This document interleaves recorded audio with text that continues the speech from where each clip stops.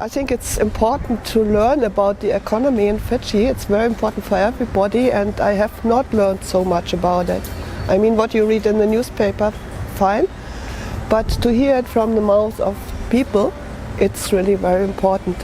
I always compare it to other countries. I've been working in other countries before, and mostly for Africa.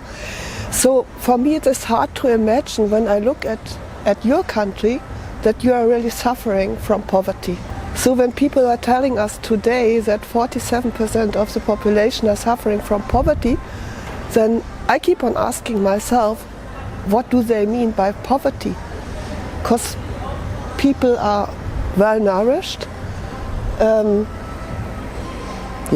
The buildings are there, facilities are there. When you see people are starving, for example, or they have no health facilities at all, people are dying on the road, poverty.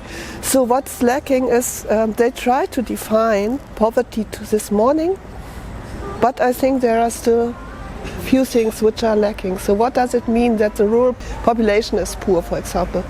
Does that mean they don't have enough to eat? One person mentioned, okay, they do not have access to health facilities. That I understand. But normally the rural community, I mean, they're producing their own food. They should be able to nourish themselves. If not, what are the reasons? And that goes, I mean, to many of the panelists.